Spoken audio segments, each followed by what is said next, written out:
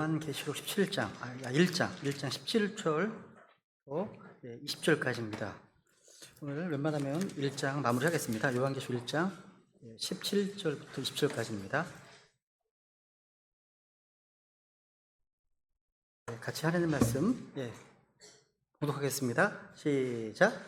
내가 그분을 볼 때 죽은 자같이 그분의 발 앞에 쓰러짐에 그분께서 오른손을 내 위에 얹으시며 내게 이르시되 두려워하지 말라. 나는 처음이요 마지막이니 나는 살아있는 자라. 전에 죽었으나 내가 영원무궁토록 살아있노라. 아멘. 또 내가 지옥과 사망의 열쇠들을 가지고 있노라. 내가 본 것들과 지금 있는 것들과 이후에 있을 것들을 기록하고 내가 본 내 오른손에 있는 7별과 7금 등잔대의 신비에 대해 기록하라. 7별은 7교회의 천사들이요 내가 본 7 등잔대는 7 교회니라. 요한계시록 1장에서요 그 사도 요한이 경험한 과정을 잘 살펴보면요 그 안에는 구원의 어떤 순서가 잘 담겨 있습니다. 먼저 요한은요 주님의 음성을 들었습니다. 한번 우리 이치롱님부터 읽어볼까요? 이쪽부터. 네. 내가 주의 날에 생명 안에 있으면서 내 뒤에서 나팔 소리가 큰 음성을 들으니. 여기 보시면 이제 지금 요한은 먼저 큰 음성을 들었습니다. 들었죠, 그죠? 믿음은 들음에서 납니다. 들음은 하나님의 말씀에서 난다고 성경은 말씀하고 있죠. 구원의 시작은 언제나 하나님의 말씀을 듣는 데서 출발합니다. 이게 뭐 설교를 통해서 아니면 복음 선포를 통해서 성경 말씀을 읽고 듣는 그 자리에서 성령께서 우리의 귀를 열어주십니다. 근데 여러분, 히어링 들었다고 해서 다 되는 건 아니죠. 요한은 들은 후에요. 그 보이스, 그 음성이 어디서 나는지 알고자 딱 이렇게 돌아섰습니다. 중요합니다. 1장 12절입니다. 1장 12절. 내게 말씀을 알아보고 내가 돌았을 때 7금 등잔대를 보았노라. 와, 그 음성을 듣고 돌아섰습니다. 그저 돌아섰습니다. 이것은 회개의 그림자입니다. 하나님의 말씀을 듣고도 그냥 마이웨이, 자기 길을 가는 자는 구원받을 수 없습니다. 말씀을 듣고 나를 부르신 분께로 방향을 돌려야 되죠. 그러니까 회개란 단순한 후회나 감정의 눈물이 아닙니다. 삶의 방향을 완전히 돌이켜서 주님께로 향하는 겁니다. 요한은요 돌아서서 주님을 봤습니다. 이제 비로소 말씀하신 그분을 뵙게 된 거죠. 여러분, 이것이 구원의 세 번째 단계예요. 말씀을 듣고 회개로 방향을 돌린 자만이 주님을 볼 수 있습니다. 오늘날 많은 사람들이 말씀 듣습니다. 그런데 그 말씀을 하신 주님께로 돌아서기를 거부해요. 그래서 여전히 구원받지 못하는 거예요. 그리고 마지막으로 요한은요, 이제 주님을 보는 순간 죽은 자같이 쓰러집니다. 구원은요, 나의 자아가 끝장나고 주님의 생명으로 새롭게 태어나는 사건이거든요. 그래서 이제 20절 볼까요? 20절? 네.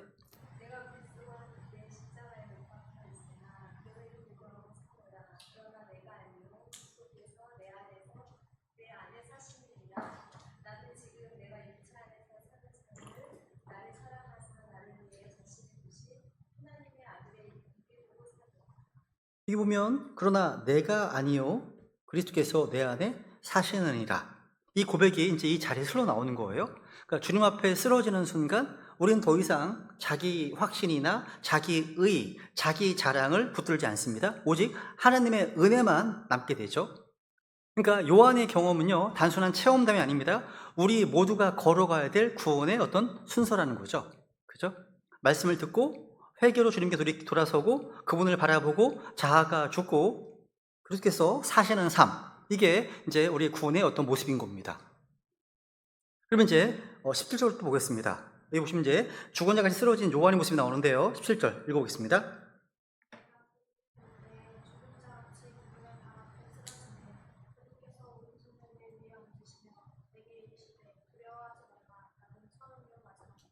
와, 지금 말씀은요, 이 말씀은 사도 요한이 반모섬에서 경험한 장면입니다. 사도 요한은 부활하신 주님의 영광을 보는 순간 죽은 자같이 쓰러졌습니다. 죽은 자같이 쓰러졌습니다.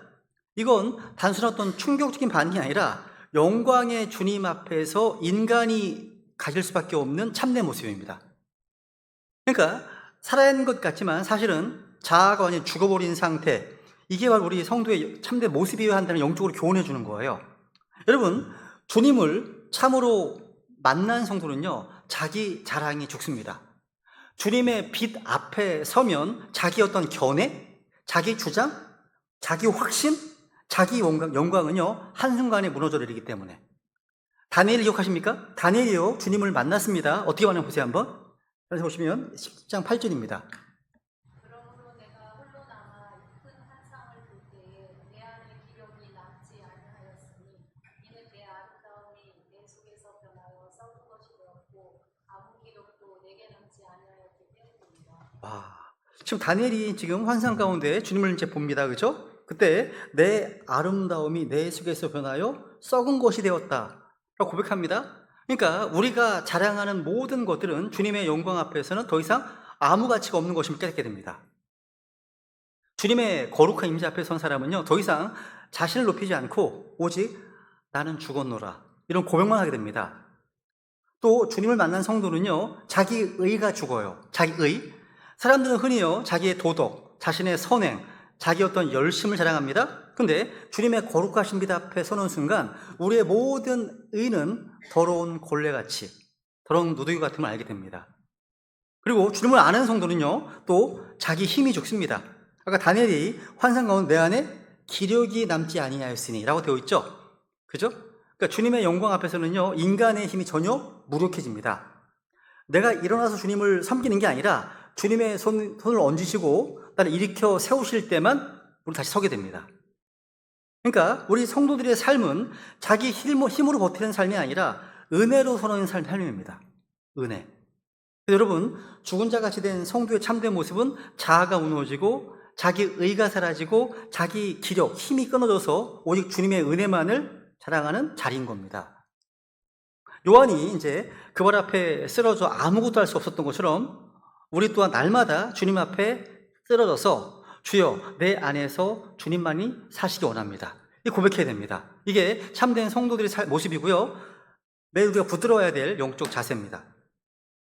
이렇게 요한이 이제 주님 영광 앞에서 이제 죽은 자같이 쓰러졌습니다.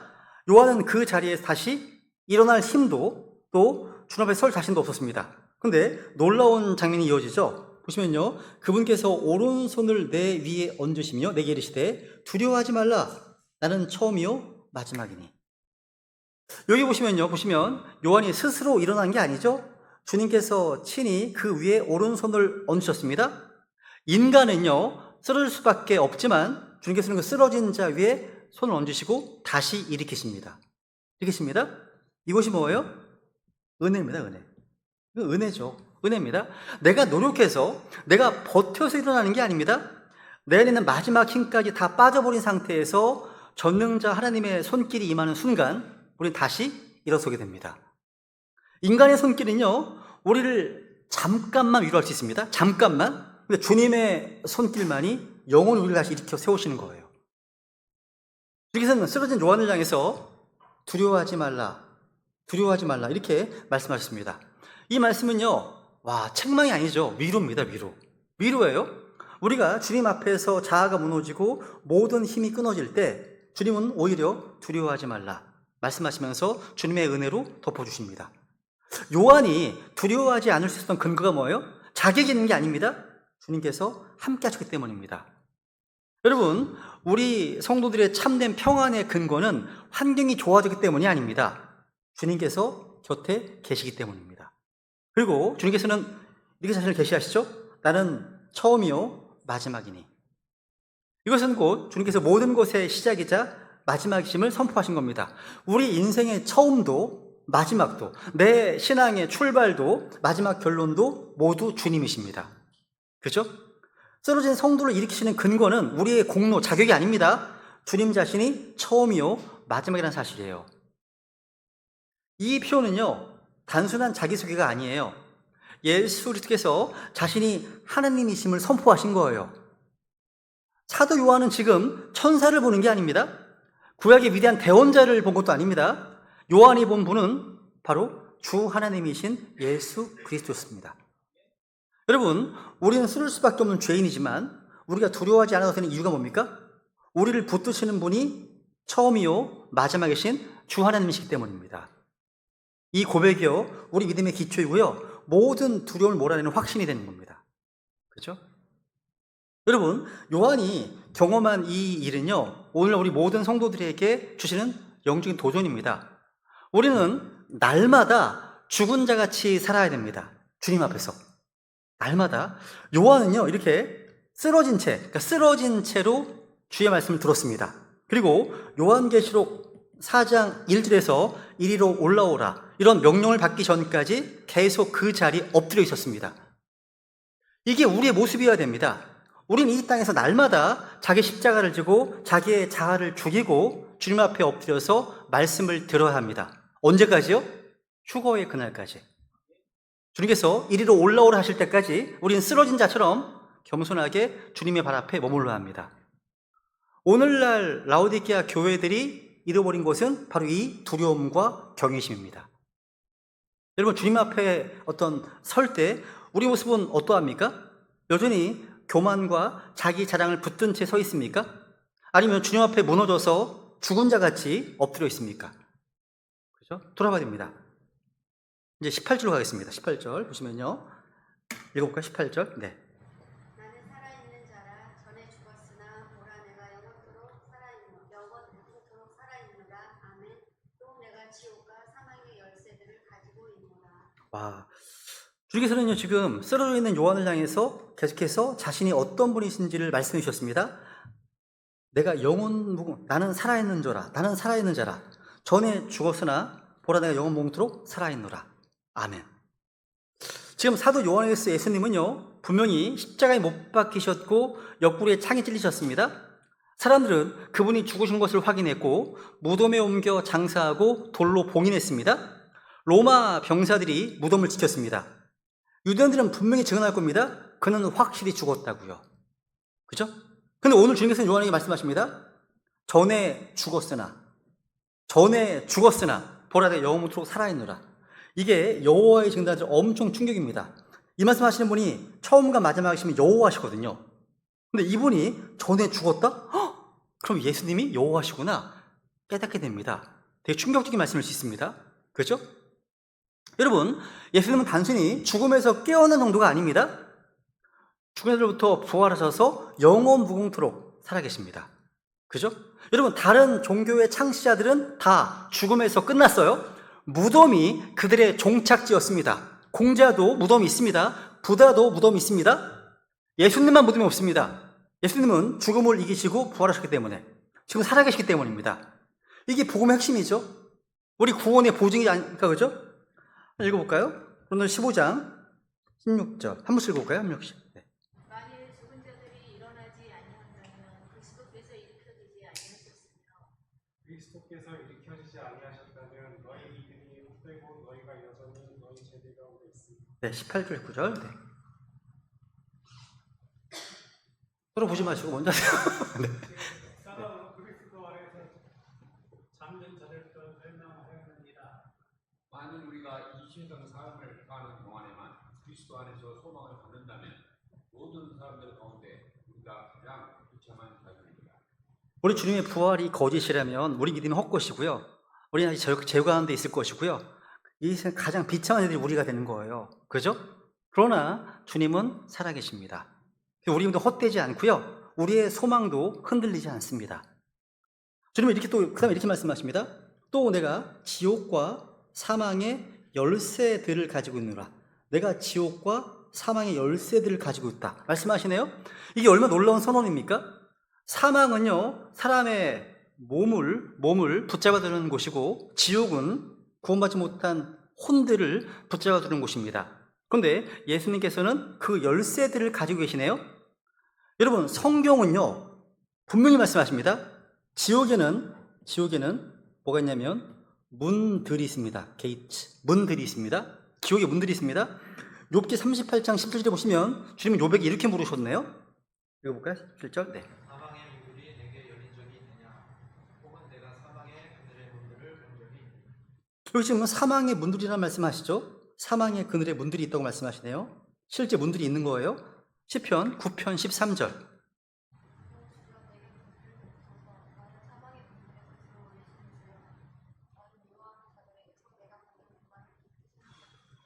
18절. 그들의 문이 온갖 종류의 음식물을 혐오하며 그들이 사망의 문들에 가까이 가느니라. 지금 다윗 역시 시편에서 사망의 문들을 지금 언급하고 있습니다. 주님께서 마태복음 16장 18절에서요. 지금 이제 이 반석 위에 내가 내 교회를 세우겠다 하시면서 지옥의 문들이 그곳에 이기지 못한다 하셨습니다. 성경은 분명히 사망의 문들, 지옥의 문들이 있음을 말씀하십니다. 그리고 성경 보시면 열쇠들, 지옥과 사망의 열쇠들, 복수입니다. 열쇠들이라고 복수형으로 말씀하신 것을 주목해야 됩니다. 문이 여러 개이기 때문에, 문들 보셨죠? 문이 여러 개이기 때문에 열쇠도 여러 개 있는 거예요. 그죠?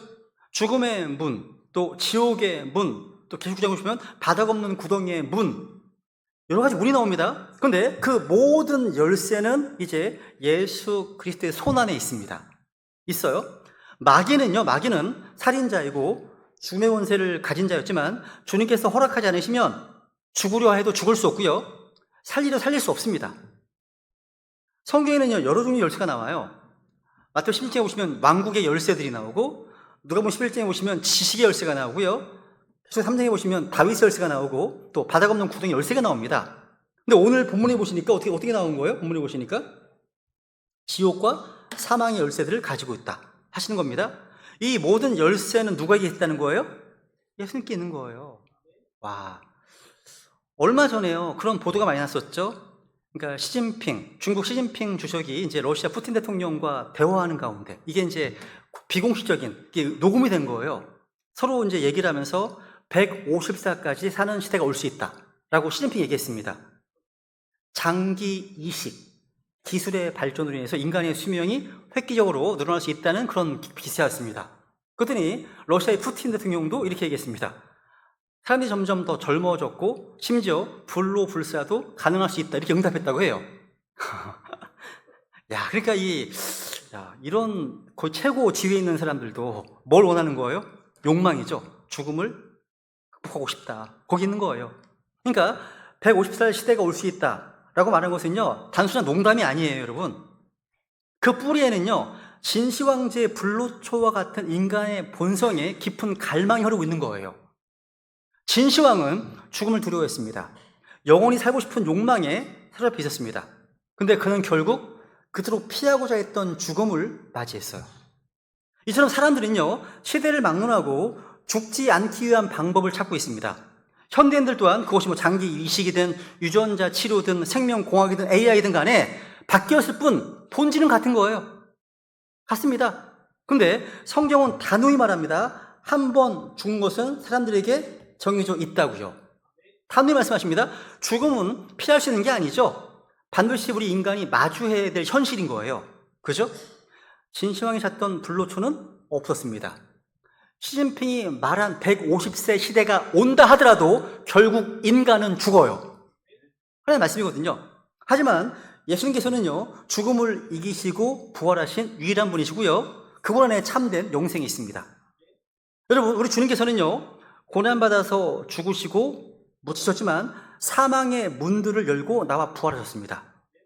예수님이 죽으셔도요, 부활할 수 있는 이유를 아십니까?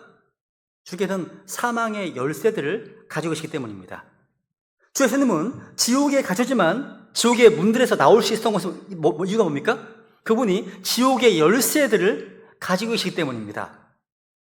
역사상 주 예수님을 제외한 그 누구에게도요, 사망의 문들은 열린 적이 없습니다. 주 예수님 외에 그 누구도 죽음으로부터 일어나지 못했고요, 사망에서 일어나지 못했습니다.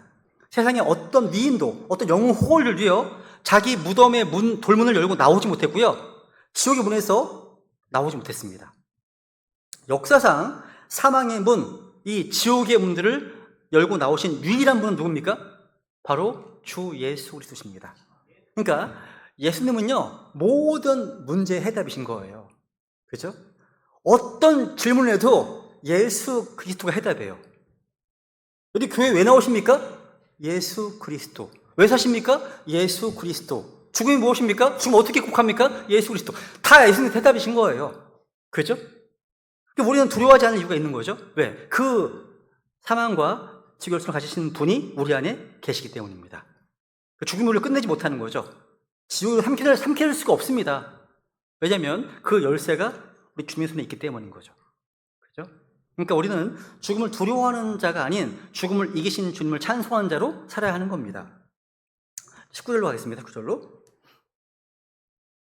네, 19절 하겠습니다.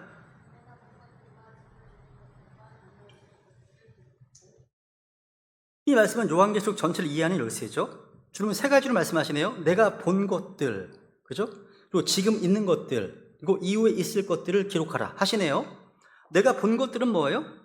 요한이 밤모샘에서 성령님 안에 보았던 7금 등잔대와 예수 그리스도의 영광스러운 모습을 말합니다. 그죠? 그래서 1장에 보시면, 1장 20절에 보시면, 읽어볼까요? 1장 20절? 네. 내 오른손에 있는 7별과 7등잔대의 신비에 대해 기록하라. 7별은 7교회의 천사들이요 네가 본 7등잔대는 7교회니라. 와, 지금 사도 요한이 보았다고 되어 있죠. 뭘 봤습니까? 내 오른손에 7별과 7금 등잔대의 신비에 대해서 기록하라. 계속 1장을 말씀하고 있네요. 그죠? 내가 본 것입니다. 그리고 지금 있는 것들은 뭐죠? 당시 소아시아에 실제로 존재했던 7교회들의 모습입니다. 단순히 이것은 과거의 교회들만이 아니라 교회 시대 전체를 대표하는 그림이기도 하죠. 그래서 요한계시록은 단순한 역사책이 아니라 오늘 우리가 살아있는, 우리가 살아가는 이 교회 시대를 비춰주는 거울입니다. 그리고 이제 이후에 있을 것들이 뭡니까? 계시록 4장부터 19장까지는 이제 대환란 때 일어날 일들입니다. 20장은 천연왕국, 21장, 22장은 새하늘과 새 땅, 영원 세계의 모습이 기록되어 있습니다. 이 부분은 앞으로 이제 미래에 이제 있을 성취할 예언들이죠. 요한은 지금 밤모섬에 유배되어서 고난 중에 있었습니다. 근데 요한은 주의 날로 성령님 안에서 이제 옮겨져 갔죠. 시공간 옮겨져 갔습니다. 하늘문이 열리고 주님의 음성을 들었습니다. 그래서 주님께서 이 친히 계시의 구조를 세 가지로 나누어 알려주신 거예요. 이것은 주님께서요, 시간을 다스리시는 분이시고 과거와 현재와 미래를 주권적으로 통치하신다는 증거예요. 우리 하나님께서는요, 성경을 혼란스럽게 기록하지 않으셨습니다. 우리는 과거의 사건, 또 현재의 교회 시대, 미래의 대환란, 천연왕국, 영원, 뚜렷하게 나누어서 이해해야 말씀을 이해하는 데 혼동이 없죠. 그죠? 이것이 바로 세대적 진리의 기초가 되기도 합니다. 그러니까 교회 시대에서는 우리는 지금 있는 것들에 주목해야 되겠죠? 계시록 2장과 3장은 과거 시대 교회 이야기로만 끝나는 것이 아니라 오늘 우리 교회 주시는 주님의 음성이기 때문이죠. 그죠? 주님께서는 7교회를 칭찬하시고 책망하시고 견고하시고 약속하셨습니다. 우리가 지금 어느 시대, 어느 교회 시대를 살고 있는지 분별해야 됩니다. 바로 라오디게아 사람들의 교회, 이 모습이 바로 오늘날 우리 시대의 특징임을 기억해야 됩니다. 그리고 미래에 대한 확신은요, 지금 현재를 바르게 살아가게 합니다. 이후에 있을 것들. 그죠? 그러니까 미래가 확실하기 때문에 우리는요, 현재의 고난과 환란을 믿음으로 견딜 수 있습니다. 왜? 미래를 아니까. 정해져 있잖아요. 미래를 알고 있잖아요. 그죠? 20절로 가겠습니다. 마지막 20절. 20절.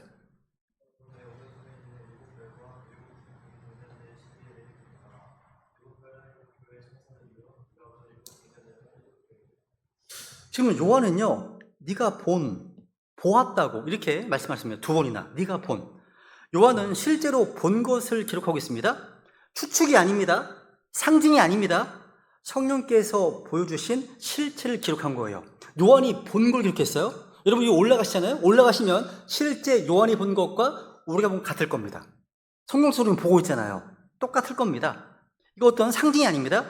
요한이 본 것은 7별과 7금 등잔대입니다. 주님께서 그 의미를 해석해 주셨죠. 7별은 7교회의 천사들이다 하십니다. 성경에서요, 별은요, 실제 밤하늘의 별을 가리킬 때가 있고요, 영적 존재인 천사, 이 천사를 가리킬 때도 있습니다. 생각작에서는 되게 많이 있습니다. 중에서는 7별은 7교회의 천사들이라고 하셨습니다. 어떤 분들은요, 그러니까 성경 신자 가운데 어떤 분들은 이 7별, 7교회 천사들을요, 그 지역교회의 목사라고 이렇게 주장합니다. 그런데 성경에서 아무리 찾아봐도 뭐 사도든 목사든 교사든 장로든 감독든 간에 천사라고 부른 예가 단 한 번도 안 나와요. 없습니다.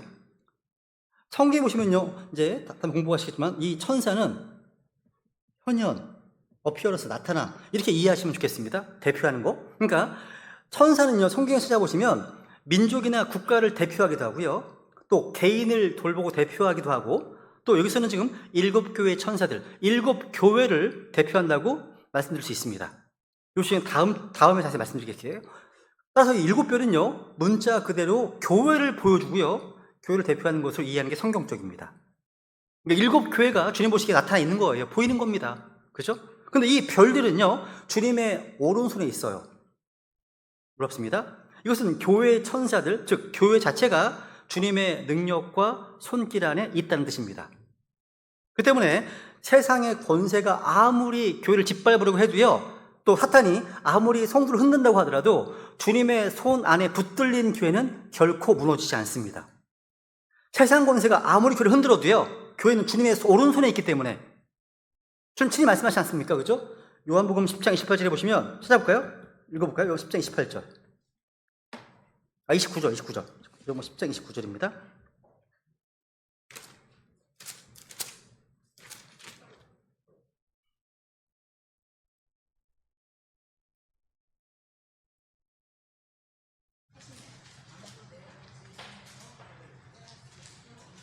와, 우리는 아버지의 손에 있습니다. 교회가. 그죠? 와. 여러분, 교회의 안전은 환경이나 사람에게 달린 것이 아닙니다. 교회의 안전은요, 건물의 크기나 재정의 규모나 혹은 어떤 사람의 리더십에 달려있지 않습니다. 오직 교회를 붙드시는 주님의 손길에 달려있어요. 우리 삶도 마찬가지예요. 내가 가진 힘, 내가 가진 어떤 쌓아놓은 업적, 재산, 이런 식으로 지켜주는 것이 아닙니다. 우리의 가정, 우리의 자녀들, 우리의 미래가 안전한 이유는 주님의 오른손이 붙드시기 때문입니다. 그래서 우리에게 오늘 필요한 것은 뭡니까? 내가 주님의 손에 붙들려 있는가 하는 거예요. 이게 중요한 포인트예요. 그죠?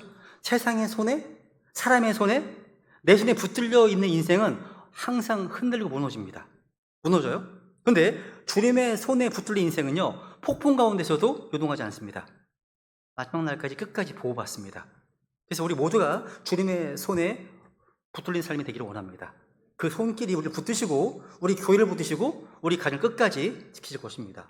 그 다음에 이제 7금 등잔대, 7금 등잔대가 나오죠? 7교회입니다. 그죠? 해석해 주셨죠? 요한당 실제로 이제 소아시아에 있었던 7 지역 교회들입니다. 이건 단순히 초대교회의 모습으로만 보면 안 됩니다. 계속 전체로 보게 되면 요한이 주의 날에 성령님 안에서 본 환상이기 때문에 이 교회들은 교회 시대 전체를 상징하는 것입니다. 교회가 등잔대구나. 등잔대.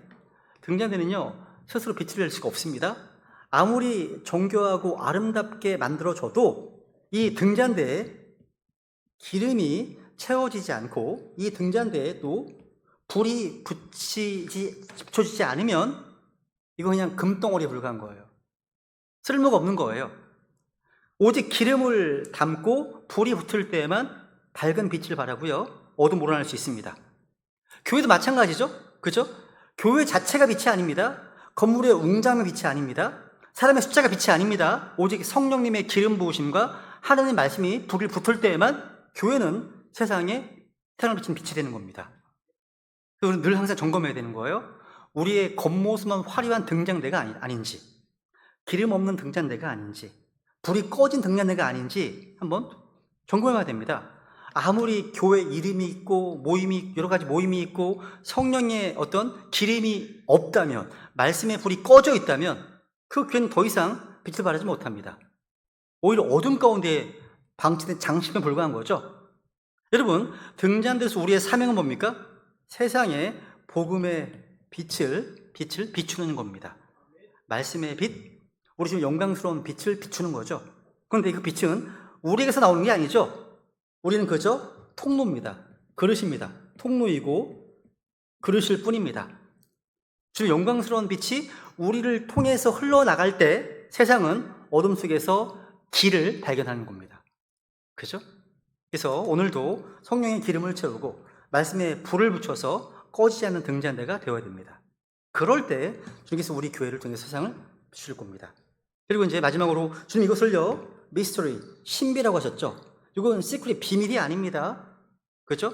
복음은 비밀이에요, 신비예요? 신비다. 복음은 비밀이다. 아, 예전에 몇 번 해서 다 아시는군요. 복음의 신비입니다. 미스터리예요. 비밀 아닙니다. 뭐 거듭난 비밀이 아닙니다. 그렇죠? 그러니까 신비는 뭐예요? 인간이 알 수 없는 것을 주님께서 계시를 통해서 열어 보여주실 때 신비가 풀리는 거죠. 그렇죠? 우리는 이 신비를 인간적인 추측으로 푸는 게 아닙니다. 성경이 직접 해석해 주시는 방식대로 받아들여야 됩니다. 그래서 마지막 구절 읽어볼까요? 계속 두 줄 남았네요. 4장 1절입니다.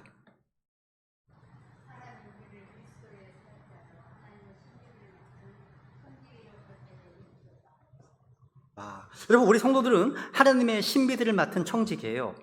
그래서 우리는 하나님의 신비들을 맡은 청직이로서 사람의 철학이나 체험이 아니라 성령께서 하시는 방식대로 주님께서 해석해 주시는 것에 귀를 기울여야 됩니다. 그래서 신비를 바르게 이해하고 믿고 그 신비들을 잘 전수해 줘야 되겠죠. 신실하게. 그죠? 오늘 말씀 마무리하겠습니다. 오늘 계시록 말씀을 통해서 우리가 할 일은 분명합니다. 주님 말씀 앞에 쓰러지고요. 주님의 손길에 붙들리며 살아가는 거예요.